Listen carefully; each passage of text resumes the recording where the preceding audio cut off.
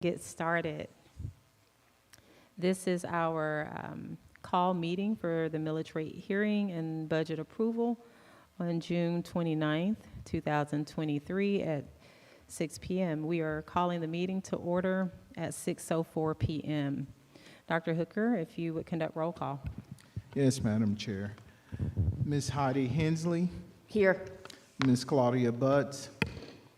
Ms. Linda Davis. Here. Dr. Patricia Yeager. Here. Mr. Tim Denson. Here. Dr. Mumby Anderson. Dr. Lakeisha Gant. Here. Ms. Nicole Hull. Here. Mr. Mark Evans. Here.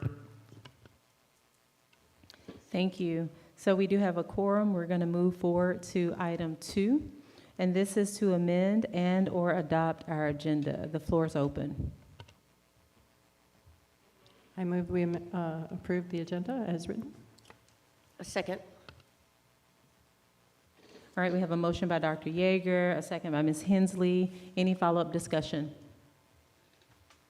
All in favor of approving the agenda as printed before us, if you would raise your hands and say aye. Aye. Okay. All right. That motion carries. We are going to move forward to item 3. And this is our, it's just a brief update, the board president update.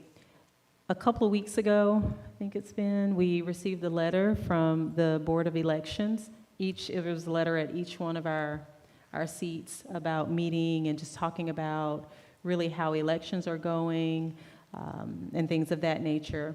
That meeting has been set, and it's set, if I'm not mistaken, Dr. Hooker and Ms. Palmer, it's been set for July 19th. That's correct. Yeah, July 19th at 4:30. Can you confirm that? Is it up there? Okay, I can't see it, but is it 4:30? Okay, and so that is a meeting that they're requesting the board's presence at. If that time works for you all, let me know. Okay, it does work for you, Dr. Evans. Others? Okay, Mr. Denson, Dr. Yeager. I can probably do that. Okay, possibly Ms. Davis. Okay, maybe a tentative no for you. Okay, so I think we have possibly at least enough representation that will be able to be there. It's a joint meeting that they're requesting. Also, yeah, the letter is in there, so they do have the items that they want to talk through as well.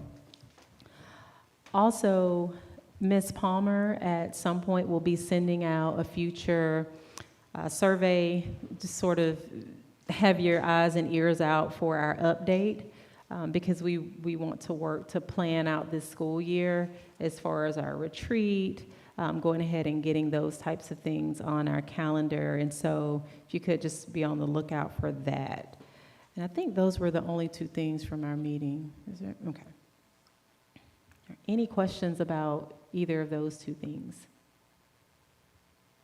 I'm sorry, there was a third thing that actually just came to mind, but it will be on our July, I think, agenda, and that is there should be, from what I understand, a follow-up with the MOU to collaborate. We talked about that in April, I think it was, collaborating with the Athens-Clarke County government on interventions and services for youth development and violence prevention. So just sort of wanted to keep that on your radar.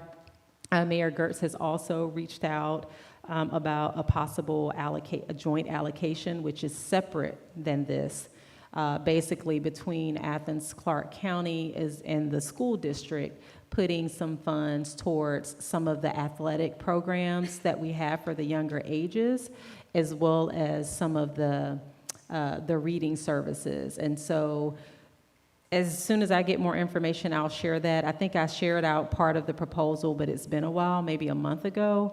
But from what's been shared with me, it would basically be collaborative allocation of funds. Also, he mentioned that UGA has also agreed to participate through services as well as, I think, a monetary contribution as well. So just wanted to put those on your radar so that we wouldn't get in July and we wouldn't have context for them.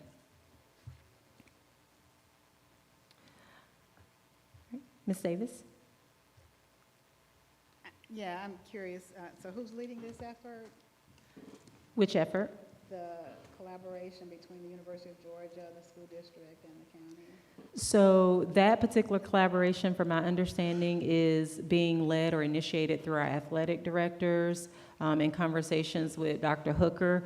I think the details of the plan, I think maybe more information will be shared with us. I think shared out previously what Coach Ward had sent. I think he shared that with everyone. And so it's along those lines, but as I get new information, I'll share that. Dr. Hooker?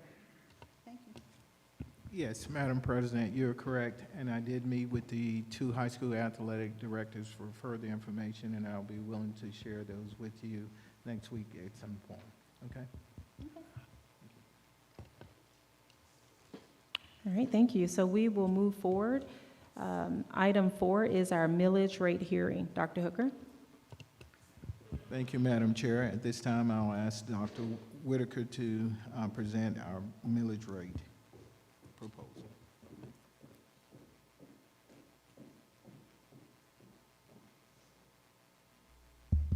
Thank you for having me and allowing me to present the 2024 millage rate proposal. Can you speak just a little louder and I closer to the mic? Thank you. I sure can. Okay, as a reminder, in preparing the operating budget for the school system, we start with the amount of resources that are needed for the budget. We estimate what we will receive in state allocations through the QBE formula. We then back out other non-property tax revenues, which leaves us with the amount needed to generate from property taxes. The millage rate for 2024 was tentatively set at 18.8 mils at the board meeting on May the 11th. This remains the same millage rate that we had in FY23 of 18.8 mils. Reassessment of properties produced a 13.67% increase in the property values. The millage rate at 18.8 mils, in order to have no increase at all, we would have to roll that rate back to 16.231 mils, a difference of 2.569. Some property owners may see an increase, some may not. Since the board is not raising the millage rate, any increase in property taxes would be from reassessments and reevaluations of the value of your property. Budgeted revenues from 22 to 23, you'll see that the net digest increased 5.7 billion to 6.7 billion. The blue line illustrates reassessments of existing property. The orange line illustrates new growth. You'll see that the growth in the digest, which is illustrated by the blue line, is largely due to reassessment of existing property. So it's not being generated from new property, it's being generated from the value of current properties increasing. If we look year over year, the millage rate from last year to this year, if we remain at 18.8, with the value of 1 mil being 6.4 million, we would generate approximately 121.9 million. The way that we derive that calculation is assuming a 14% growth, 1.5% in delinquency, so 1.5% of property taxpayers won't pay their taxes. 2.5% of the revenue that we generate goes back to the tax commissioner's office in the form of an administrative fee. We typically collect about $600,000 in delinquent payments from prior years. There's also a new homeowner's tax relief credit of $18,000 that the governor has implemented this year.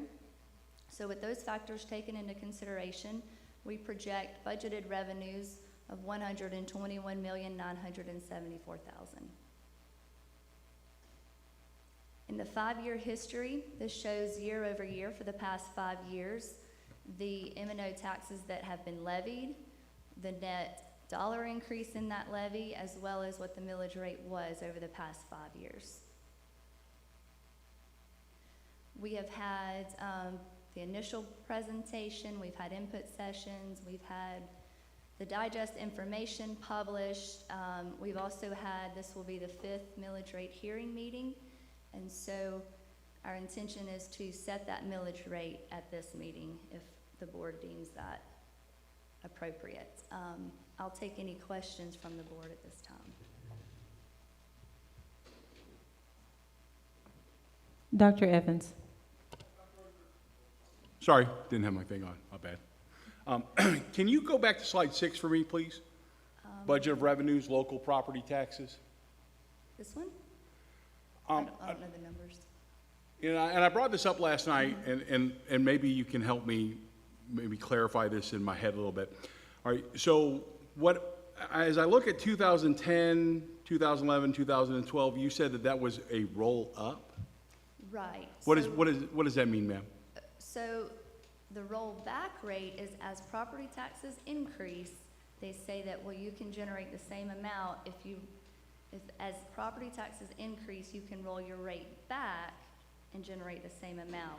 Well, in those situations where property taxes are plummeting and falling, you actually would roll up your rate. So say if our millage rate is 18.8, in those years, 2009, 10, 11, 12, 13, 14, they would have actually said, well, your roll-up rate is 20 mils, or your roll-up rate is 19 mils, because we would have to generate a higher millage rate to generate the same amount of property revenue, property tax revenue. Okay, now I know that you weren't here in Clark County at that time, but were you in this capacity anywhere during this time? Yes, sir. Can you explain to me what happened at the system that you worked in? So, How did you guys deal with that? So in 2008, if you'll remember, there was a huge crash. We had furlough days, we had reduction in force, we had Reduction in force? I don't understand. reduction in force because school system's budget is 85% salaries and benefits. Okay. So when there's a dramatic decrease in that budget, then the only place that you really have to go is your people. So that's a really nice way to say that we fired people? Exactly. Okay, all right, thank you. Yes. All right. Please, I'm sorry. So in those situations, if a school system was not prepared for those economic uncertainties and they didn't have an appropriate level of reserves, then they were forced to lay off people, because people is where your money is. Okay. Dr. Hooker, could I ask you a question, sir? Yes, sir. You were the principal at Clark Central High School during this time, were you not? Yes. Can you talk to me about what it was like for your staff and yourself to go through this period of time? During that time period, I believe teachers had 7 days of furlough. Administrators had 10 days of furlough during that time period at Clark Central. I believe we downsized our staff close to 26 over that period between 2008 to 2013, 26 staff members. All right.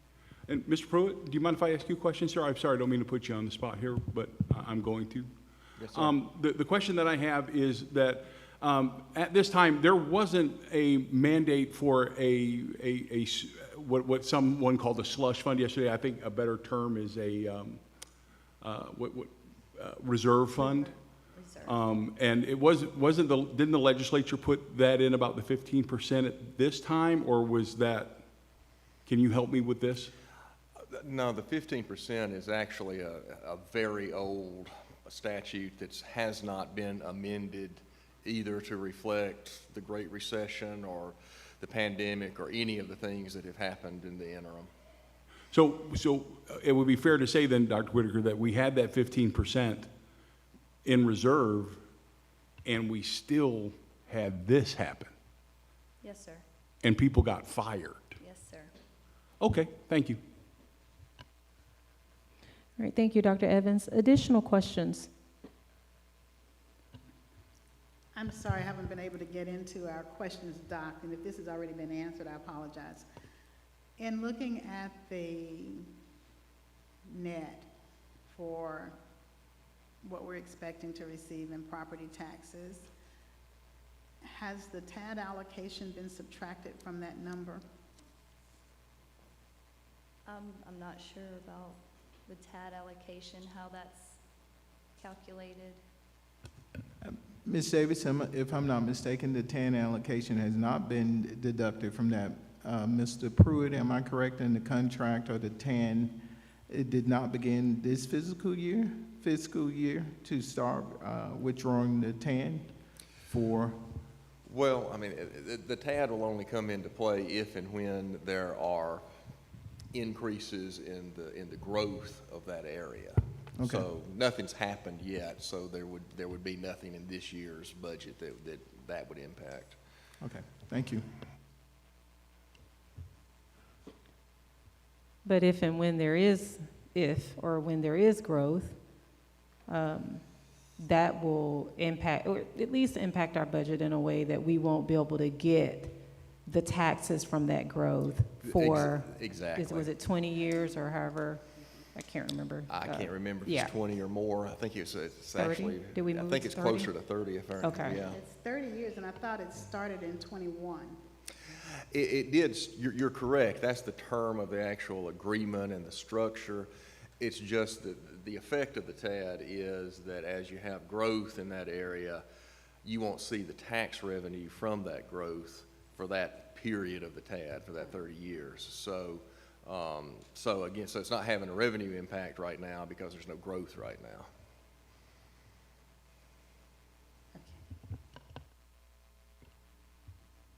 Okay. Any additional questions? Dr. Yeager?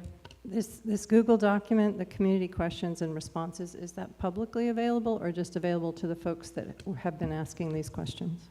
It's publicly available. It was placed on our website at 3 o'clock this afternoon, so it's there.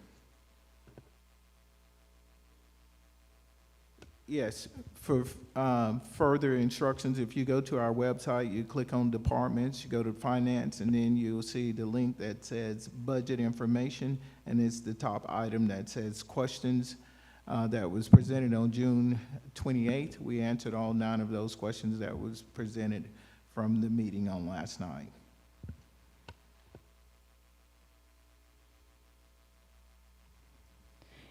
Any additional questions at this time? All right, thank you very much.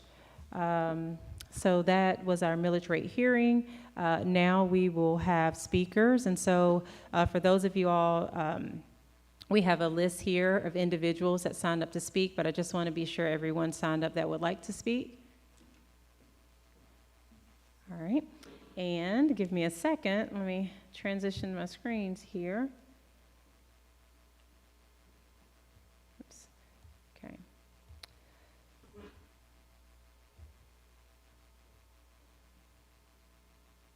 All right, so having a little trouble there, but I will say, just a reminder, our context and guidance for public comments is found in policy BCBI. And while I didn't reference everything in that policy, I do want to highlight that speakers will have 3 minutes to share your comments, thoughts, and concerns with the board. Also, no public or no personal attacks will be tolerated. And then keeping in mind that the board will not respond, so it's not a Q&A. The board will not respond to public comments, but in the event that it's relevant and applicable, the district will send a reply. More information about that policy, again, can be found in policy BCBI. All right, we are going to transition to our speakers here. The first speaker we have is John Elliott.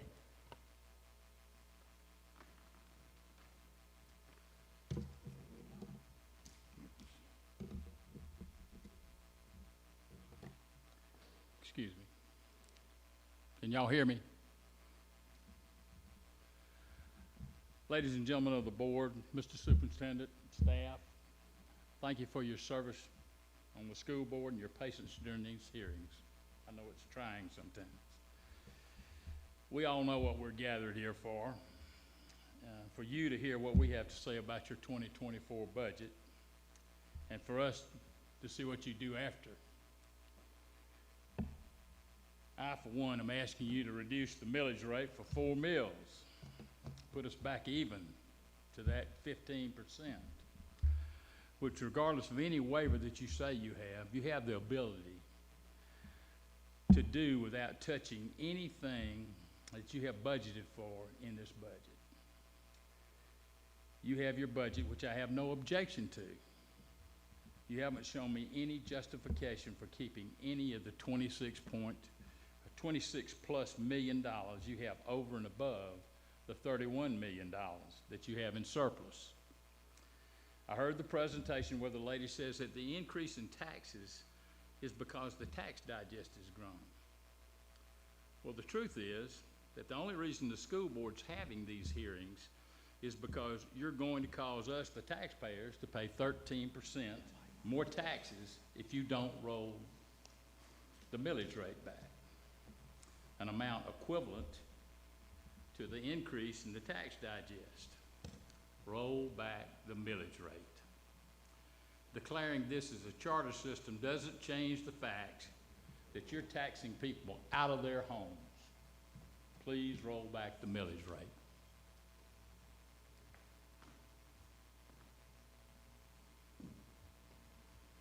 Thank you. Phyllis Childs. Good evening. I'm asking you to reduce and roll back that millage rate so that property owners receive a bit of a break on property taxes. As the daughter of parents who devoted 36 and 40 years to their careers in public education, a public school graduate myself, parent of a Clark County School District graduate, and 30+ wonderful years as an ESOL teacher, I would never want to reduce teaching positions because of a rollback in millage rate. A reduction in millage rate will not do that. In my conversations with some school staff and parents, it seems that staff reduction is happening. I do not support maximizing class sizes as a way to trim the budget, especially in early grades. Also, I'm not suggesting teachers perform their jobs with less district purchased materials. The school board and district staff need to look at some ways to possibly trim the budget in addition to rolling the millage rate. This has to be done immediately, or perhaps, I don't know what happens on July 1. As I've said in another time in speaking to you, I don't understand the $700,000 line item in the budget. I think one of the best public relations strategies you can do is to reduce the millage rate. Residents and business owners would join me in saying, wow, the Board of Education is partnering to help the people in this community in addition to the students they serve. I think our community would jump at the ways to support our schools and quite possibly increase their involvement by reducing the millage rate. One quick comparison of Barrow County, Clark County, and Glenn County. Barrow has approximately 14,385 students enrolled and a projected budget of $181 million. Clark County has approximately 12,567 students enrolled with a projected budget of $214,000. Glenn County has 12,820 students enrolled with a projected budget of around $175,000.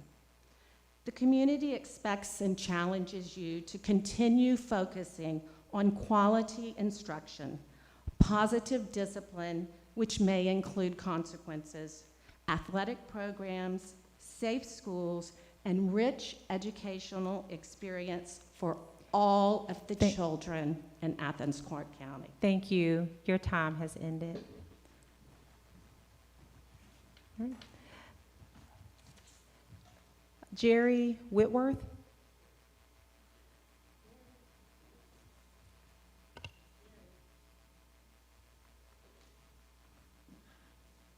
Good evening. I'm Gary Whitworth. I've been a resident of Athens since the late 60s and truly appreciate your efforts. I've watched over the years. My business is real estate. And the last few weeks, when these tax bills have come out, our telephone has rung off the hook. That 15%, that blue line you see, these are those people that are calling. And I do a fair amount of industrial work. And we have companies that come here.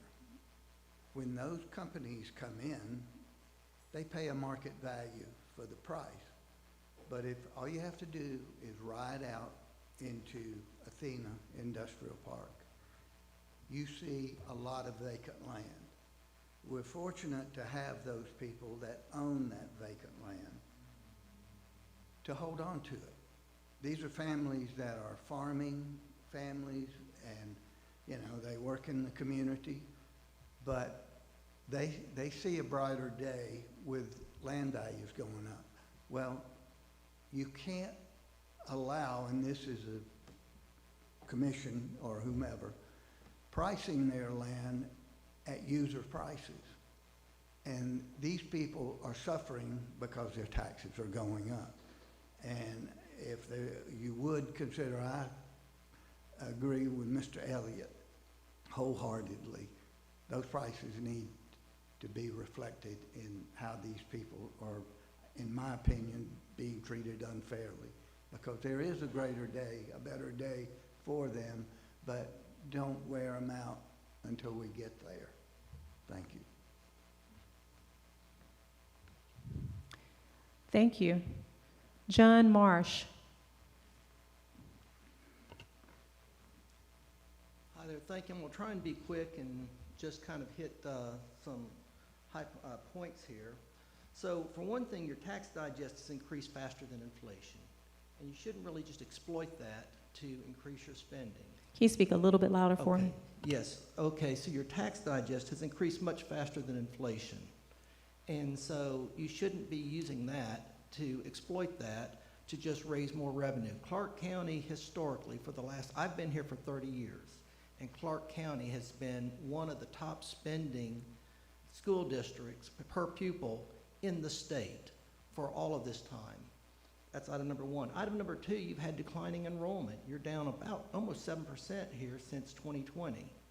And so, in some ways, your costs should be reduced. You've been over-collecting with regards to revenues and all of that and building up this surplus.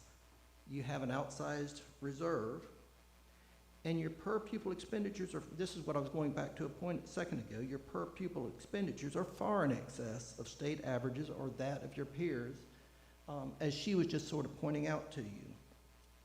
This is where things need to be brought back down. When you look at what your per-pupil spending is, it's greater than all of the private schools around here except for one. And the private schools don't have a $32 million East Bloss fund for doing their capital improvements. They have to raise that money themselves. So with these points, I ask that you reduce the millage rate. One point I do want to bring out that was just mentioned, talking about 2008, 9, and 10 and all of that. And so yes, there were declining tax revenues, but in 2008, my income was cut in half due to customers going bankrupt, and I didn't get paid tens of thousands of dollars from customers that of work I'd already done that customers had gone bankrupt. So it hit us all, and that's one of the things about it. Unfortunately, government entities tend to ride through with a far smoother sailing than the regular citizens. So I ask that you reduce the millage rate. Thank you.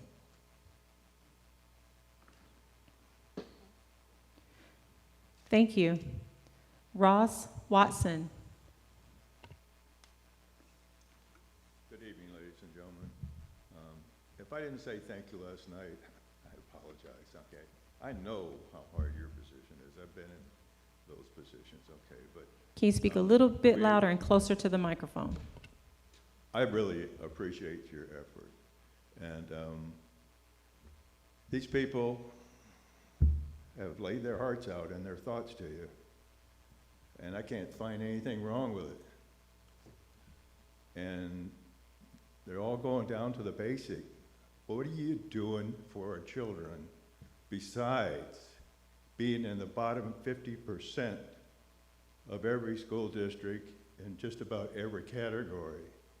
What are you doing about elevating the math and the reading, literacy, and application rates? That's what you're there for, is for the children. We, as adults that look at it as an investment in our future, we want to put money in education. I mean, I don't have any trouble. With your budget, really. But you're not accomplishing the success for the children. That's where you measure your success. That's where you're successful. That takes leadership. And that's what we need. You being leaders and saying, you know what? We can do this. We can lower this millage and we can show this community that we're going to change things and we're going to make this a win-win for everybody. And it's not a win-win. It's not a win for the students right now. It's not a win for the citizens of Athens, because we don't have a future that we can talk about. People ask me, well, tell me about Athens. Well, let's see, it's 10 square miles, the smallest county in the state, has one of the worst educational systems. It's in the bottom 50% of, probably the 50% of the bottom. It's a higher level of poverty, which is another challenge we have. And that hits you, we know it does. But you gotta do it for the children. We've got to do it. If we don't have a future. You don't have a legacy. Thank you very much. Lower that millage rate and show us you can do it. Thank you. Karina Gallagher.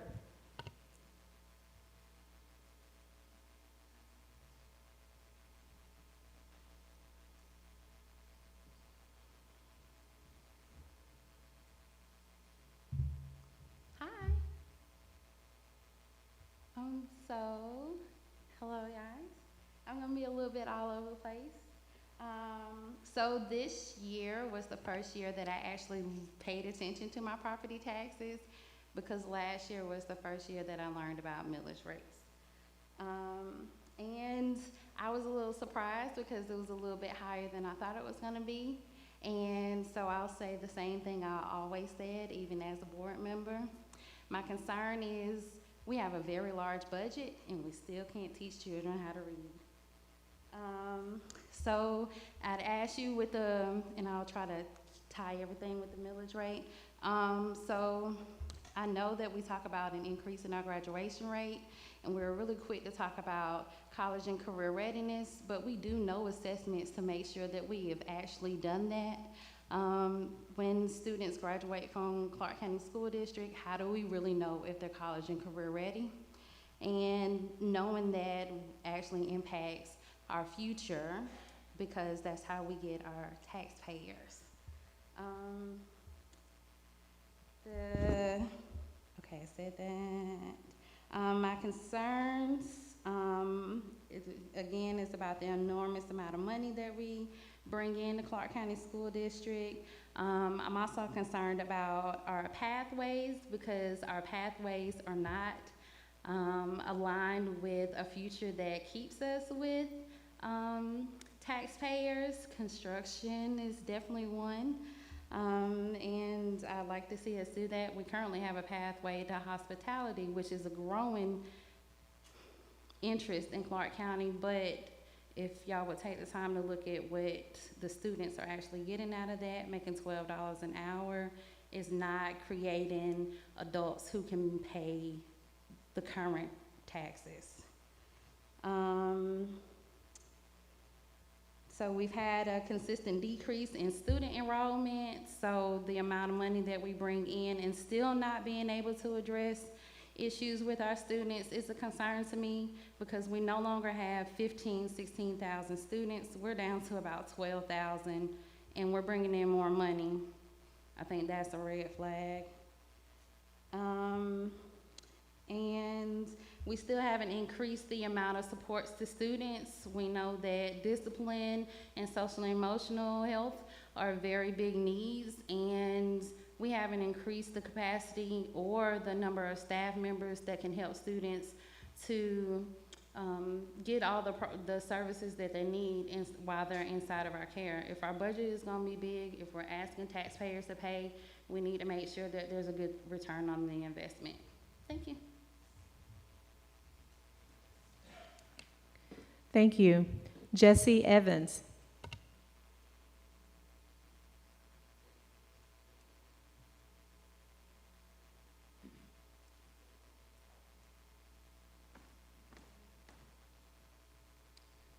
Good evening, my name is Jesse Evans, and I've been teaching American Government and Civics at Cedar Shores High School for over 10 years.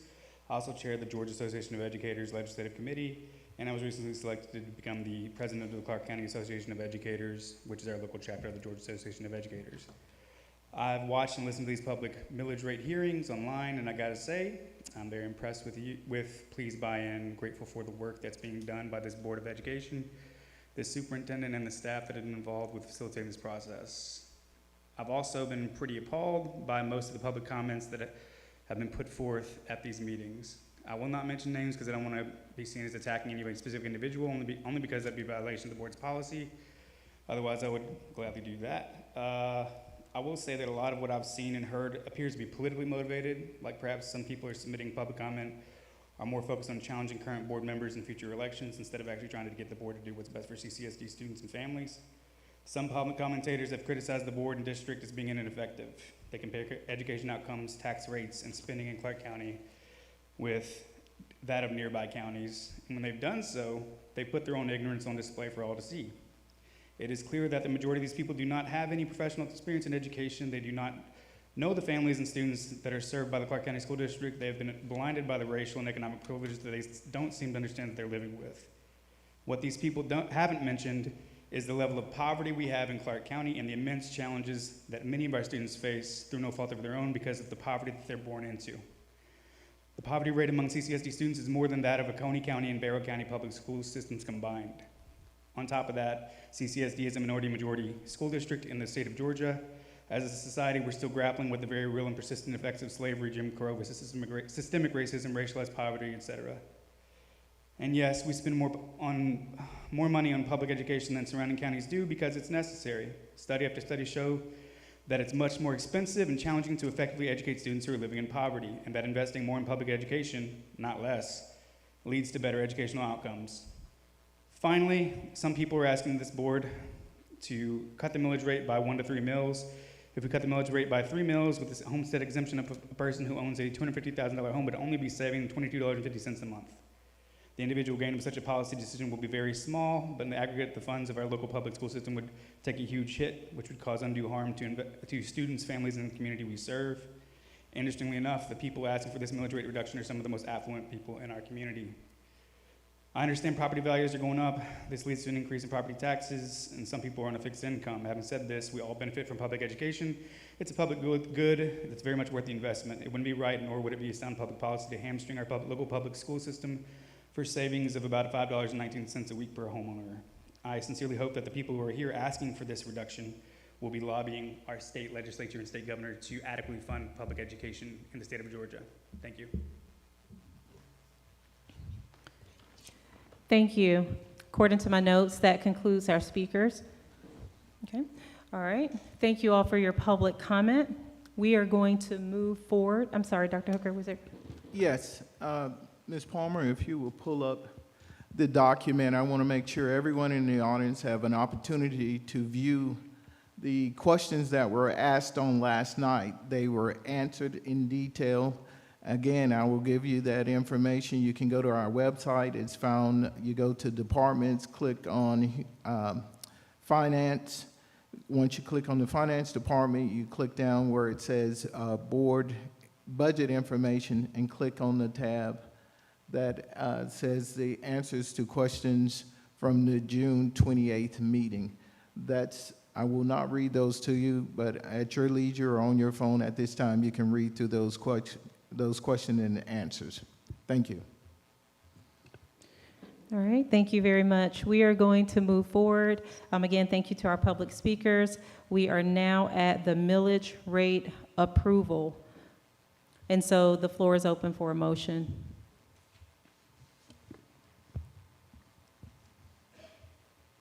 Dr. Yeager? I move that we approve the superintendent's budget. Oh, it's for the millage rate. Millage rate, the superintendent's recommended millage rate of 18.8. Is that right? Yeah. I'll second that. Okay, we have a motion by Dr. Yeager, a second by Dr. Evans. The floor is open for follow-up discussion. I'm going to start with Dr. Yeager since you made the motion, and we'll work our way back around this way. Thank you. I've written down my thoughts so that I say them as well as I can. So if you don't mind, it will be just about 2 minutes, I promise. So I hear the plight of homeowners in this town, and I empathize with you, since I feel fortunate to count myself among you. In my opinion, though, taxing the potential sale price of a home instead of the actual price you paid has driven too many people from their homes across this country. I really hope someone can fix that. I also like to confirm the legality of our fund balance percentage. Our charter system status gives us maximum flexibility to be innovative around student achievement and also family and community engagement. And I encourage every one of you in this room and online to look into your local school governance teams. That is your role. You can join in and help spend some of the money around these schools. That's where the innovation comes from. It's part of the charter system. My school board training tells me that my constituents are the children, so I appreciate the comments about focusing on the children. That is our job here, so I am going to focus on the kids. I've been on the board now since 2019, the very tumultuous times we've been through, both just before and during the pandemic. This board has done a ton of work. I have watched in many, many meetings, many, many hours. This board has worked very hard to get this district on track following some pretty rough times. I'm really proud of the work we are doing, and I'm really proud that we have found a leader to lead us. He is the right man for the job at this time. Dr. Hooker has been on the job less than a year. This is his first budget. This is his first effort at tackling a large district with lots of kids and lots of complicated moving parts. He's restructured the board office and has made significant steps in improving the way we teach reading, which is fundamental, and I'm so excited about what he's doing. We're still developing the strategic plan. We haven't finished it yet. I don't know what the next 3 to 5 years look like. This man is a genius, and he's going to get us to the good place. We need to give him time, and we need to give him the flexibility to innovate. We're also facing uncertain economic times, including a transition away from the pandemic support funds that we've been spending in the last couple of years. Not sure what we're going to do, how we're going to do without some of those things. We've hired a lot of folks, so I'm concerned about what that looks like. So that is why I will be supporting the superintendent's recommendation for the full 18.8 millage rate. Thank you. Thank you, Dr. Yeager. We're just going to work our way to your left, Dr. Yeager. Mr. Denson, any comment? Yes, thank you, Madam Chair. And I definitely support, I do support this budget before. On the millage rate, though, I still do think that my issue with it is because of definitely a ballooning fund balance. In FY '22, our fund balance just 2 years ago was $36.5 million. It is now $51.9 million. It's grown over $15 million in 24 months. That's with an increase of $2.9 million just in the last year. And that's because it's just part of the way that we're budgeting with 100% vacancy, 0% vacancy rate. We're always going to be adding to that fund balance. That's why I feel, honestly, if what I'm going to be proposing going to 18.6, I would almost guarantee you that we still end up with the fund balance that's in this budget because of the way the fund balance has been growing because of a 0% vacancy rate in our HR. I support all the initiatives, and actually I support even more. I mean, I made it known that I actually wanted to see, wage increases for parapros and bus drivers above what's in the budget.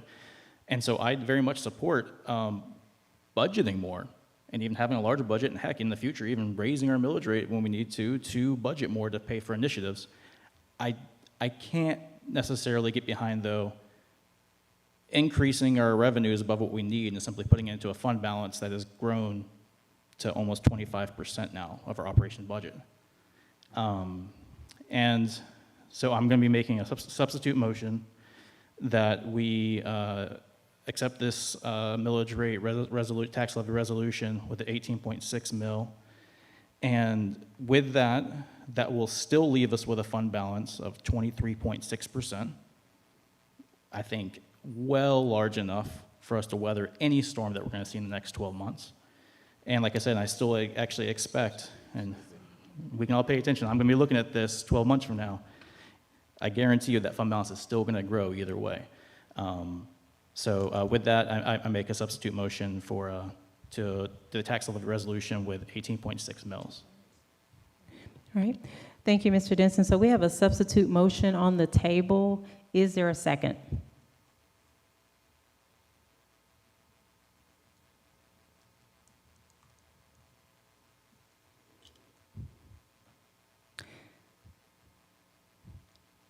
Okay. So that motion dies.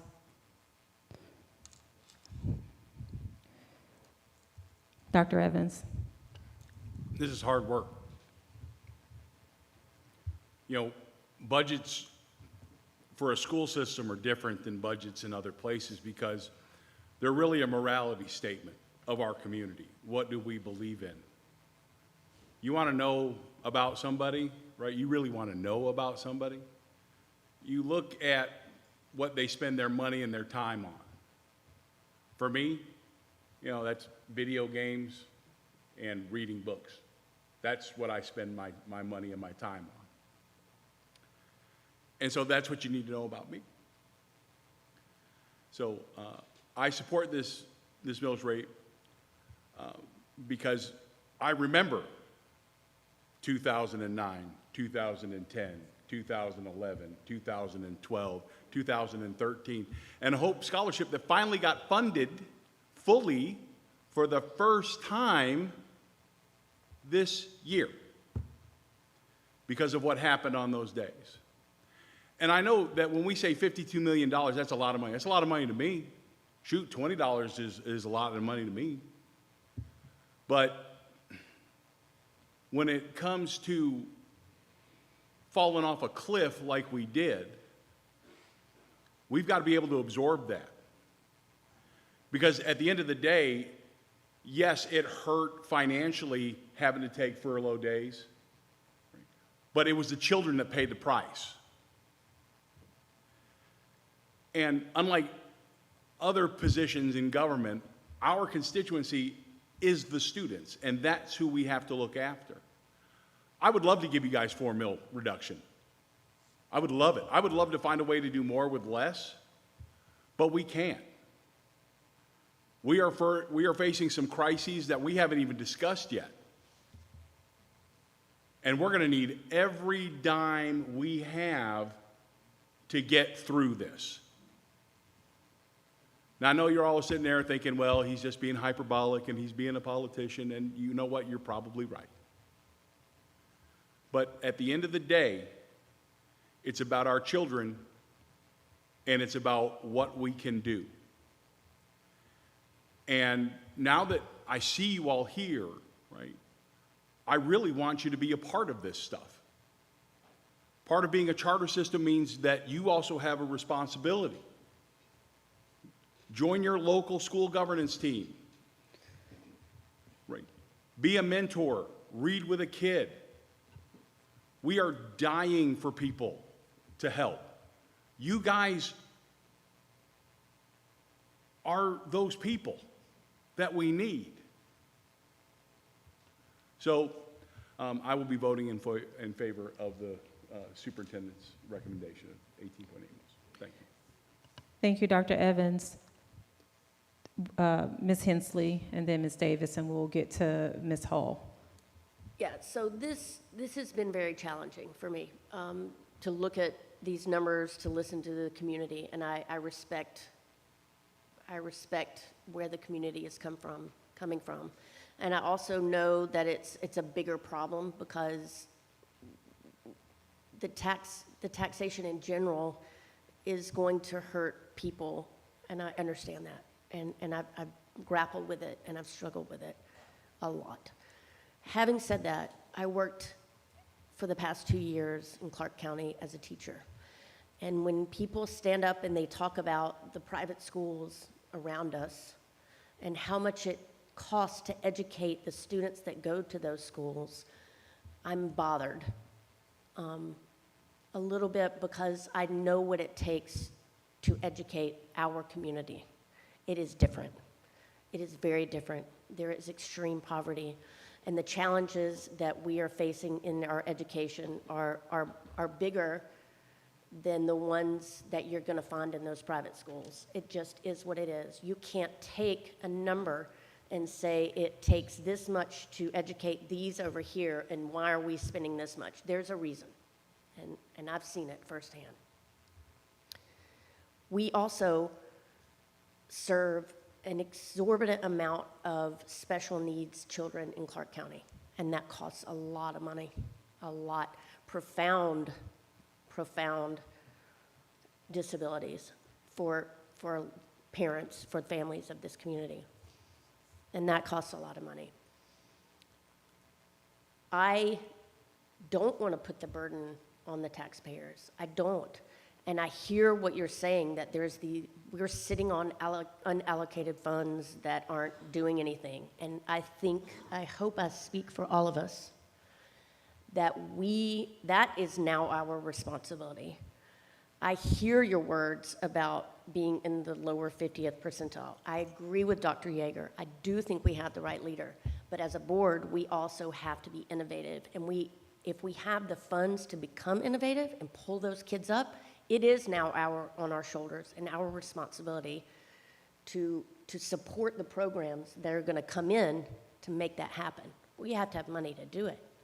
The people that we need, the EIP teachers to get kids up, the extra staffing that we need to get these kids up. I hear your words. I hear it. I feel it. It's the whole reason I ran for school board, because I sat in it and I saw it, and it has to change. I would love to help the taxpayers, but my job right now is to help the kids. And we're in a unique situation. And I support bringing these funds in so that we can do the work that you're asking us to do, and that is on our shoulders now. Thank you. Ms. Davis. Thank you.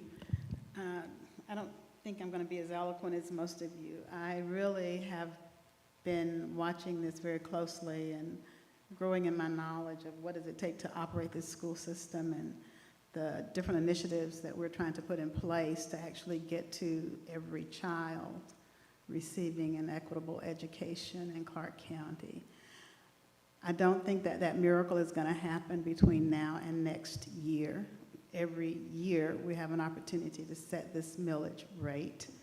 We have an extraordinary surplus. by our own measures from my previous experience here. And so I am not supporting this 18.8 millage rate when we don't have, I don't think, an urgency to not give the taxpayers a break just for this 1 year.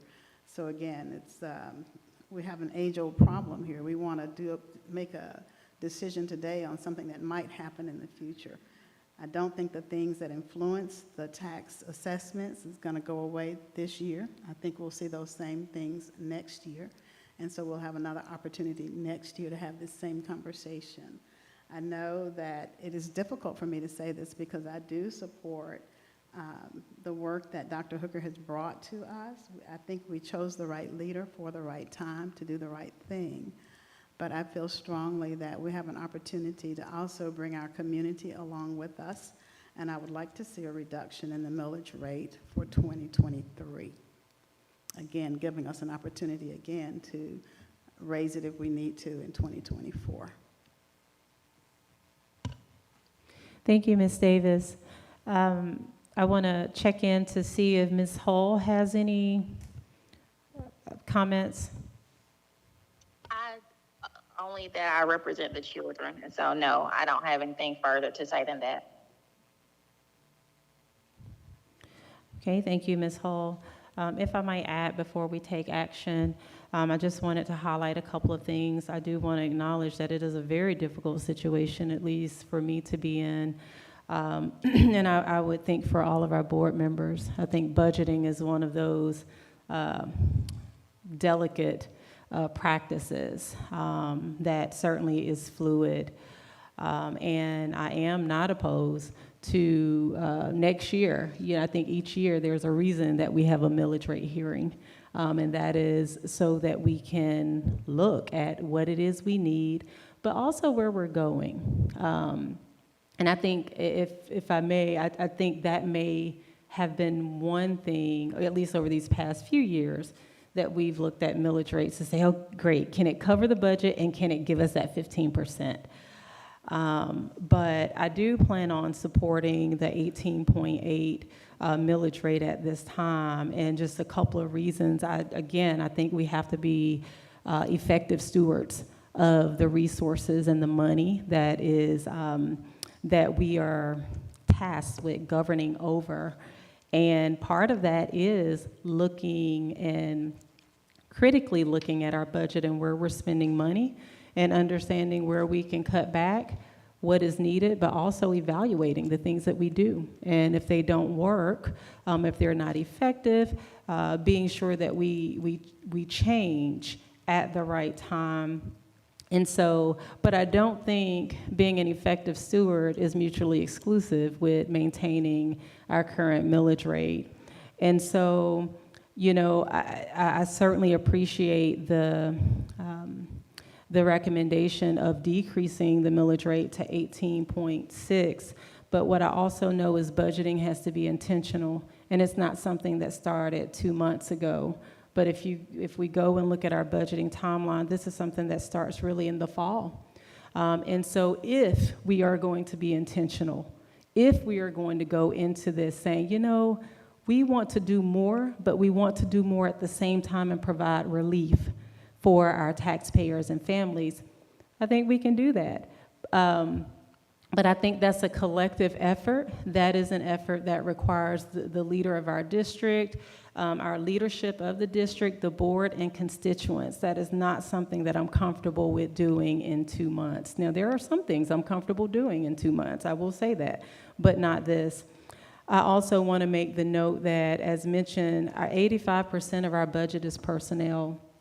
And while it is true, we have that 15% fund balance for what might happen, and none of us can tell, what may happen, but that is the point of it. And so I don't ever want to I don't want to govern out of fear, but I don't want to govern in a way that's not intentional and does not consider the fact that we may be in hard times in the future. And I certainly don't want to have to make a decision to furlough administrators, teachers, paraprofessionals, behavior specialists, nutritional workers, bus drivers, janitors. That's not a situation that I'm willing to compromise.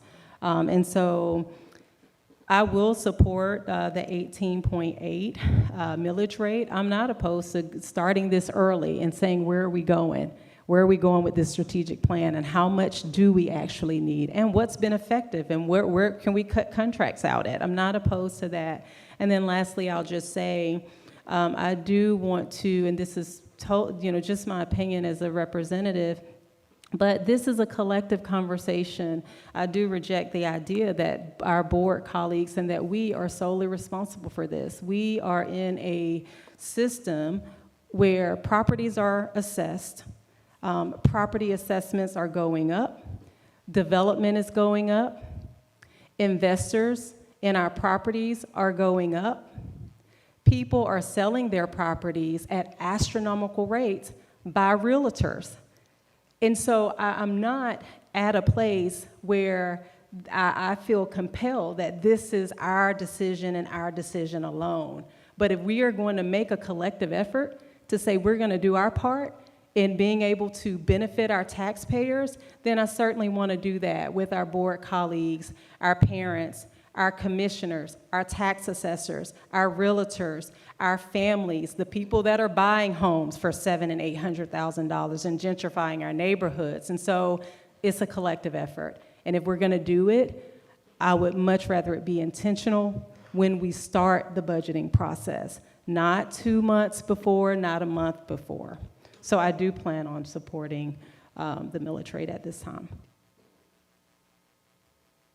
I'm going to circle back around to be sure there are no additional follow-up comments or questions or discussions before we take action.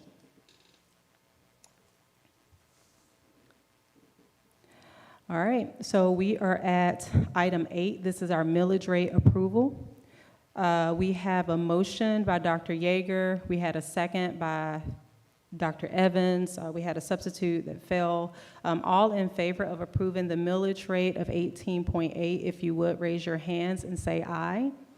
Aye. Okay. And any opposed, the same signs. Aye. Okay. So we have, that motion passes. Ms. Palmer, did you get the yays and nays? Okay. Okay, so was that 5-2? Am I counting that right? 5 approved and 2?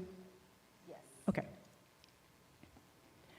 What's your name? All right, so that millage rate approval, that motion passes. We're going to move forward to item 6. This is our budget. Did I miscount, Mr. Jensen? Oh, okay. We're going to move forward to our budget, FY24 budget approval. Dr. Hooker? Yes, at this time, we will approve the budget that was presented before you. And we've had 3 budget hearings concerning this matter. I think the total budget was $214 million that we're about to approve or to get your approval for this budget. Okay, so that's your recommendation for our Yes. current budget. All right, the floor is open. I make I'd a like to make a motion. motion that, go ahead, Heidi. I make a motion we approve the 2024 budget. I'll second.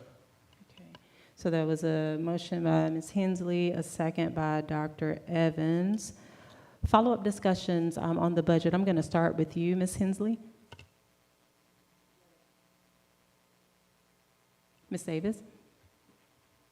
Yes, I think that the approval is imminent. I'm confident of that. But I would really like to see us put into place those things that I just heard so eloquently spoken of in terms of next year's budget. I'd like for us to add a caveat if we can. I don't know that we can, but I'd love to make sure that we are intentional in this budget and that there's more transparency in this budget so that we can actually see what is happening for the next year. I'd like for us to ensure that we follow our policies and that any expenditure over $50,000 is brought to this board. Any strategic change in direction for how we approach teaching and learning for our children is brought to this board for their concurrence and also support, but that would also give our community an opportunity to see where they fit in as well. So I am confident that we will pass this budget because we have allocated the funds. And again, we are still on a short, what do you call it, a short calendar for being able to take advantage of the wonderful improvements we've made with the inclusion of the ARPA funding that is going to expire next year. I believe we have some that takes us through 2026, but again, we need to really be transparent and transparent and hold ourselves accountable and the people that are supplying services to us accountable for how we handle this once-in-a-lifetime windfall for our kids. Thank you. Thank you. Dr. Yeager? I have no Denson? further comment. Okay. Mr. Denson? Thank you, Madam Chair. I will be supporting this budget. I do think there's a lot of fantastic things in the budget. I appreciate Dr. Hooker for prioritizing, going ahead and ensuring that we're giving all staff the $2,000 raises that the state kind of put down. We're making sure it's going to everyone. Covering, we have a lot of other extra costs when it comes to the healthcare and retirement plan coverage. And I think a very smart move putting aside some money for deferred maintenance, which this year is at $1 million. I think actually, we should be doing that on a regular basis and growing that deferred maintenance fund. A couple things I'd love to see next year, because as we all said here, our constituents are the students, and we want to do everything we can. And again, that's why I would rather see money going towards initiatives rather than sitting in the fund balance. So it actually is being used on initiatives for our students.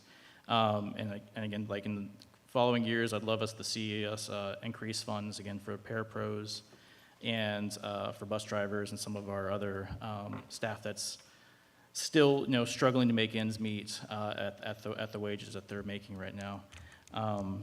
And the one other thing that I would love us to consider as we think about that intentional budgeting that the chair brought up is thinking about creating a low-income homestead exemption, bringing that forward, if this body can come to agreement on that, bringing it forward to our state legislators, so that when we're talking about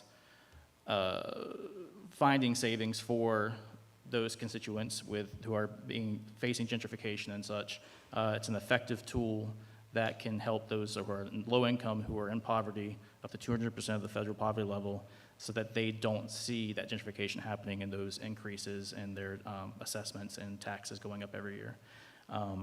But with all that being said, I do agree with the vast majority of this budget, and I think that Dr. Hooker and our staff did a great job on this, so I look forward to supporting it.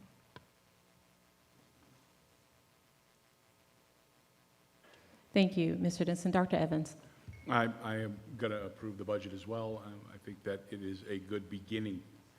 But I also agree with my colleague, Ms. Davis here, that we need to pay attention to outcomes and make sure that we are spending our money wisely. These folks came here tonight because they have some real concerns, and they have not fallen on deaf ears. And if we can find a way to do this, if we can find a way where we can, do our jobs better and leaner, I say we find it. So that way, if we have another one of these tax digests like we had this year, right, we may be able to help folks out in a more significant way. But again, I will be supporting it, and I support Dr. Hooker and his vision for Clark County Schools. Thank you, Dr. Evans. Ms. Hall? I don't have any comments. Thank you. Okay. Yes, I too will be supporting the budget, as a couple of things that have already been stated, but certainly want to be sure that we position ourselves. I really do appreciate the increase in salary for our staff, as the colleagues, as well as individuals who make a lower amount of money. I think that's critical, and I certainly want to build that capacity. because it is close to impossible to live in Athens and to thrive here financially. And so I would love to see, you know, as we take on this strategic vision, to position ourselves to be able to do that. I know we've talked about our buses and transitioning those buses over to, you know, something more sustainable and environmentally friendly, all the things that impact poor communities more. They have detrimental impacts. And so I am appreciative of where we are, and certainly look forward to, you know, being able to incorporate those things in our strategic direction that you'll lead us. Also, with Mr. Denson mentioning the homestead, the income exemption, I think that would be great as well. But I do want to just say thank you again publicly to you and district colleagues for working really hard to really take the feedback over the past 3 or 4 years at getting our families and our colleagues to a place that is at least more livable, you know, but certainly there's work for all organizations and all governing bodies to do. So thank you so much, and for the arts and just all of the things that you've worked to include. So yes, I will be supporting the budget as well. Any follow-up comments before we take action on the recommendation of the budget? All right, all in favor of approving the FY24 budget, if you would raise your hands and say aye. Aye. Aye. All right, and none opposed. Ms. Hall said aye, right? Okay. Okay, so that motion passes. Yes, I do want to say thank you to the board. This has been a tough process. We've met and listened to your desires as to what you would like to see in this budget. And I will say this here publicly: hold us accountable. Our words that we're using here is urgency. The urgency is the need for us to increase the reading among our students, to make sure that we produce students who are able to go out into the workforce development of college and be prepared. You as elected officials, but the staff that we have assembled here are ready for the challenge. We're ready to hold not only our staffs accountable for the work that they do, but to hold ourselves accountable. So hold us accountable. Thank you for approving this budget. We will be presenting regularly to give you updates on assessments, on the innovative things that we're planning to do. So again, board, I applaud you for approving this budget. Thank you. All right, thank you, Dr. Hooker. We are going to move forward to item 7, and this is our FY24 Family Connection Contract. Just want to sort of pivot to you if there's any additional information before I open the floor for a motion. No, I just want to remind you, this is an agreement with we get reimbursement from DOE for this salary contract that we're doing. So this is one that we've been doing for a number of years. So many of you should be familiar with it. Okay. I'll make a motion for us to accept the contract, Family Connection contract for FY24. I'll second. Oh, okay. Okay, we have a motion by Mr. Denson and a second by Ms. Davis. Okay, Dr. Yeager. We have a second by Dr. Yeager. The floor is open for follow-up discussion. I'm sorry, it is, but let me start with Mr. Denson, who made the motion. I'll just say that Family Connection has been a great partner for the school district and this community, and I look forward to that partnership continuing. Okay, thank you, Mr. Denson. Dr. Evans. Okay. Ms. Hull, sort of going out of order. No comment. No? Okay. Ms. Hensley. Ms. Davis.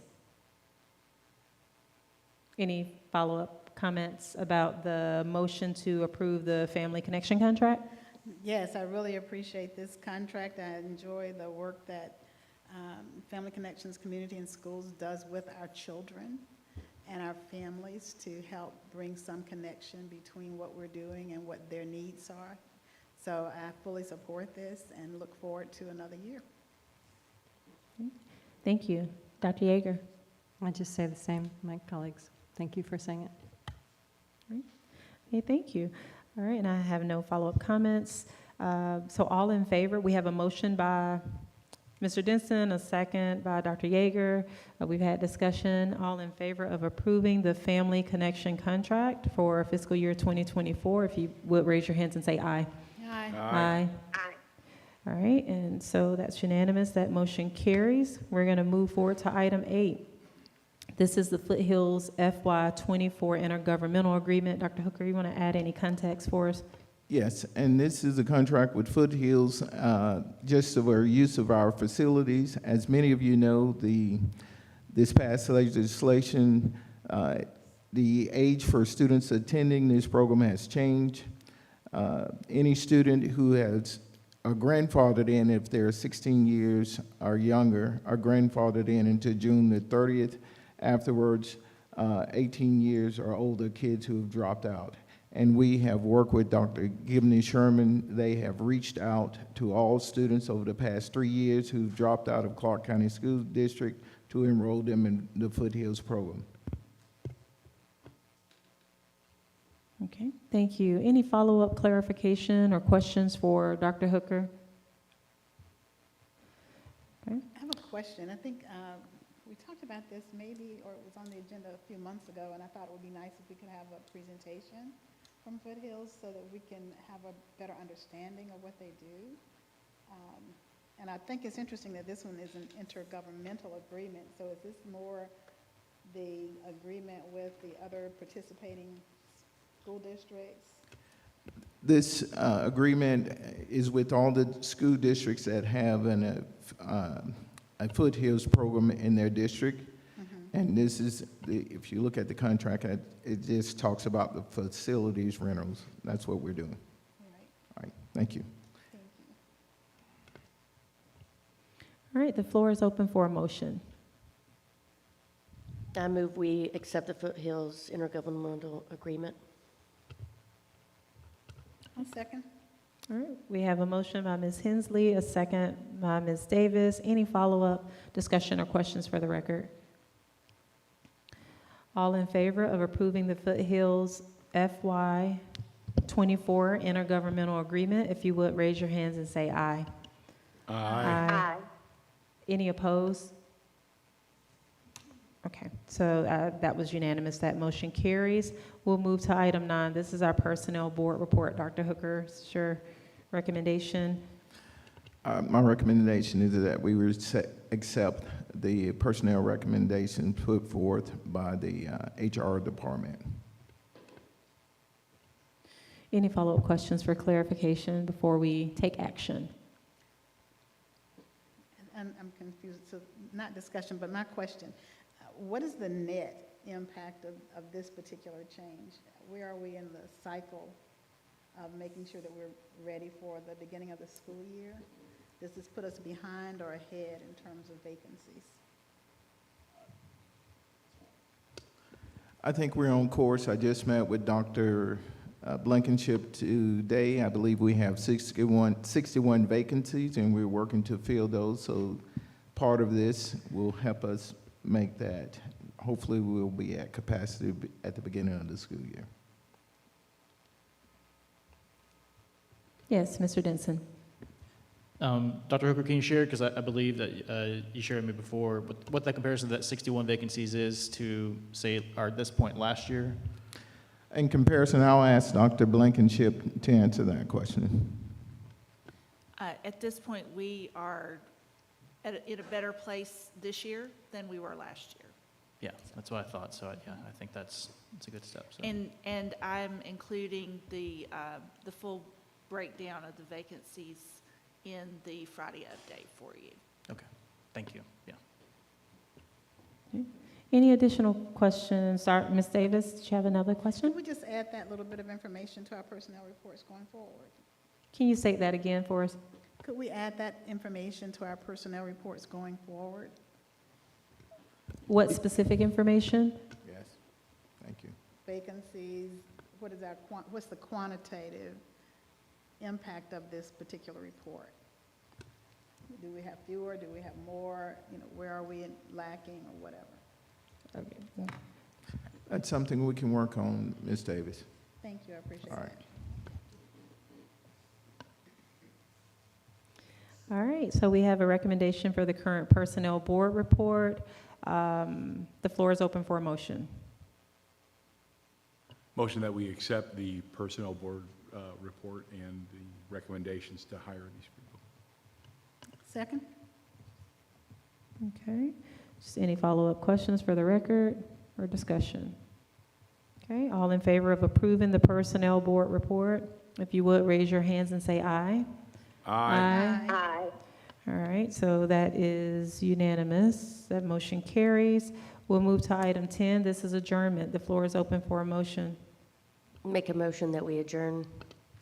Second? Okay, we have a motion by Ms. Hensley, a second by Ms. Davis.